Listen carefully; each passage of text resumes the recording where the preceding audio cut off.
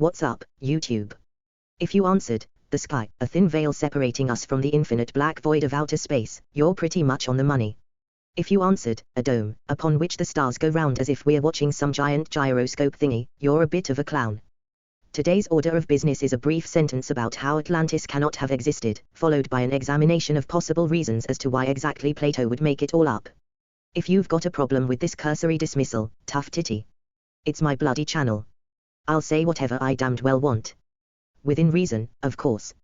YouTube terms and conditions and the like.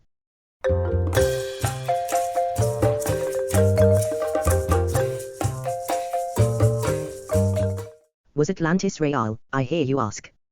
In all honesty, the notion of an island almost the size of the Russian Federation with mountains which make the Alps, Caucasus and Pyrenees look like tiddly little hills sinking into the ocean in the space of a few hours, leaving only an impassable sandbar which apparently causes no trouble to contemporary navigation in the Atlantic Ocean, leans towards the implausible.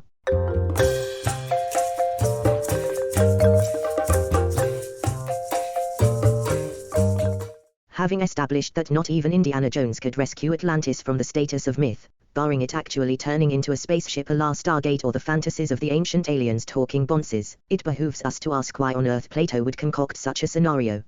In this video, we will look at 4 possibilities.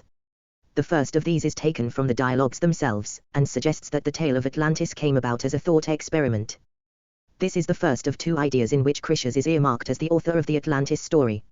It begins in Athens. Socrates, having blathered on about his ideal constitution, expresses a desire to see how his pet city would fare on the grim field of glorious battle.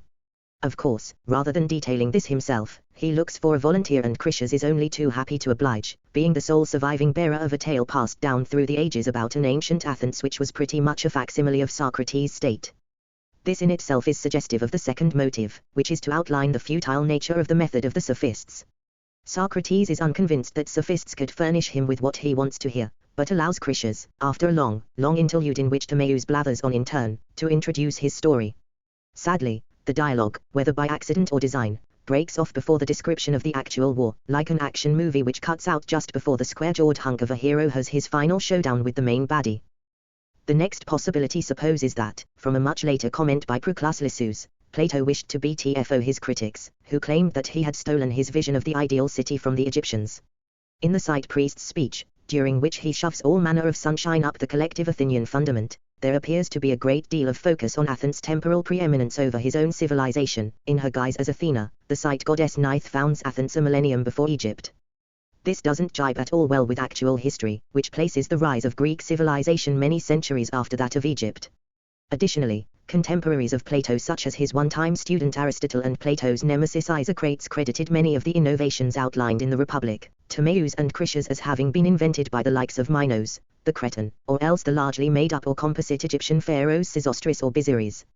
In short, by claiming that the Egyptians credited Athens with these cultural mores represents a breathtakingly audacious piece of propaganda on Plato's part. This fourth motive stems from an idea expressed by Plato in his Republic and again later in his Laws, the notion of the noble lie. Plato's example of such is the Phoenician tale of the Theban hero Cadmus and the Spartan. In the Republic, he introduces a caste system, the one claimed as being a knockoff of the Egyptian system. Along these lines, the ideal state is governed by rulers or guardians, defended and administered by a warrior caste termed auxiliaries, with the polloi, the common people, beneath them.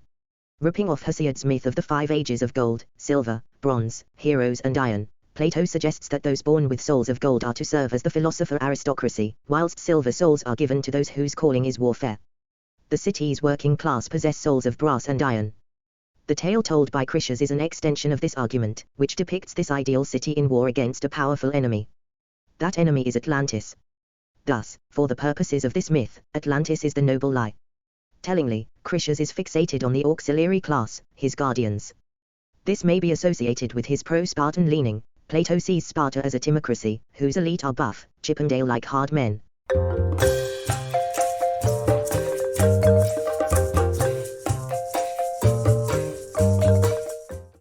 One of the most mystifying elements of the myth to modern readers is the destruction of the Athenian forces along with their Atlantean counterparts.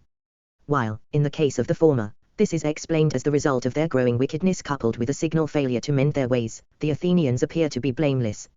In Herodotus' treatment of Solon, he has Solon relate to Croesus, the famously loaded Lydian, The tale of Tellus, an Athenian who lived a virtuous life, becoming prosperous, living to see his children grow, and gaining glory in his death in battle at Eleusis against Athens' neighbors.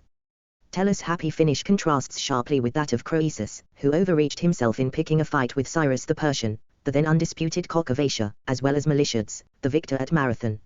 Unlike Tellus, Miltiades survived the battle and later decides to attack Paris to avenge a personal grudge and seek plunder. He ends up wounded after committing an act of sacrilege and is subsequently fined for his iniquity. Thus, as well as providing a critique of democracy, in that a popular figure can pursue his own ends unhindered by checks and balances, a comparison of Tellus and Miltiades shows a contrast between Tellus, who, in Plato, represents the Eurythenians, who dies at the high point of his career, and the prideful Miltiades, who, like the Atlanteans, was rightly revered for his previous glorious deeds and achievements, only to overreach himself and suffer an ignominious end. The demise of the ancient Athenian guardians, at the time of their greatest victory in vanquishing the might of Atlantis, is thus the ideal death in Herodotus' thought, voiced by Solon, a notion followed also by Plato.